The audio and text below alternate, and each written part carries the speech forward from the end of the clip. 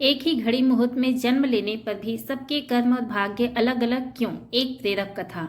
एक बार एक राजा ने विद्वान ज्योतिषियों की सभा बुलाकर प्रश्न किया। मेरी जन्म पत्रिका के अनुसार मेरा राजा बनने का योग था। मैं राजा बना, किंतु उसी घड़ी मुहूर्त में अनेक जातकों ने जन्म लिया होगा जो राजा नहीं बन सके। क्यों? इसका क्या कारण है?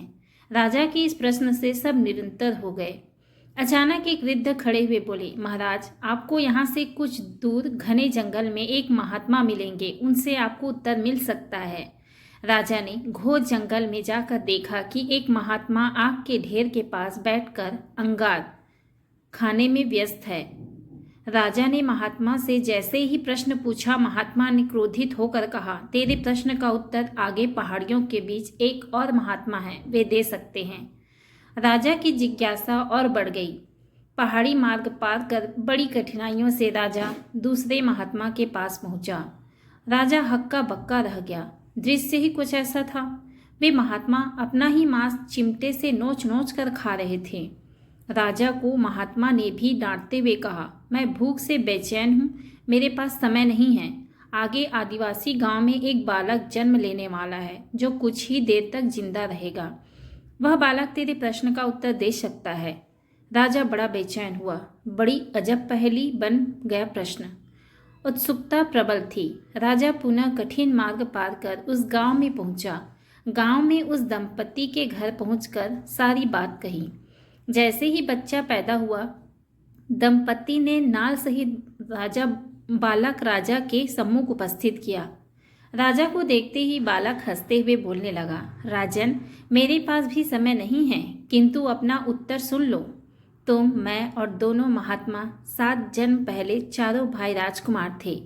एक बार शिकार खेलते खेलते हम जंगल में 3 दिन तक भूखे प्यासे भटकते रहे।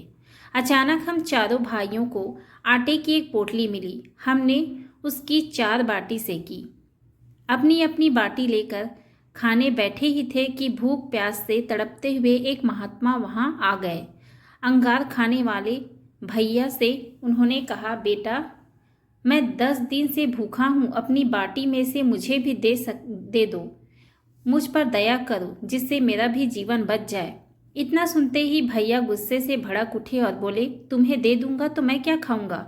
आग, चलो भागो यहाँ से। वे महात्मा फिर मांस खाने वाले भैया के निकट आए। उनसे भी यही बात कही, किंतु उन भैया ने भी महात्मा से गुस्से में आकर कहा कि बड़ी मुश्किल से प्राप्त ये बाटी तुम्हें दे दूंगा तो क्या मैं अपना मांस नोच कर खाऊंगा?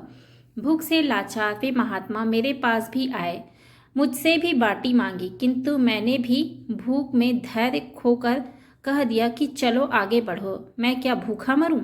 अंतिम आशा लिए वो महात्मा, हे राजन, आपके पास भी आए, दया की याचना की। दया करते हुए खुशी से आपने अपनी बाटी में से आधी बाटी आदर सहित उन महात्मा को दे दी थी। बाटी पाकर महात्मा बड़े खुश हुए थे और बोले, तुम्हारा भविष्य तुम्हारे कर्म और व्यवहार से फलेगा।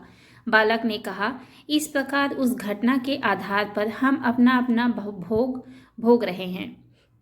और वो बालक मर गया। धरती पर एक समय में अनेकों फल फूल खिलते हैं, किंतु सबके रूप, गुण, आकार, प्रकार स्वभिन्न होते हैं। राजा ने माना कि शास्त्र भी 3 प्रकार के होते हैं, ज्योतिष शास्त्र, कर्तव्य शास्त्र और व्यवहार शास्त्र। जातक सब अपना किया दिया लिया ही पाते हैं। यही है जीवन। गलत पासवर्ड से एक छोटा सा मोबाइल नहीं खुलता, तो सोचिए गलत कर्मों से जन्नत के दरवाजे कैसे खुलेंगे। दोस्तों, मेरी ये कहानी आपको कैसी लगी कमेंट के माध्यम से ज़रूर बताइएगा। अगर आपको मेरी ये कहानी अच्छी लगी हो तो प्लीज़ मेरे चैनल को लाइक कीजिए, शेयर कीजिए, सब्सक्राइब कीजिए। Thank you.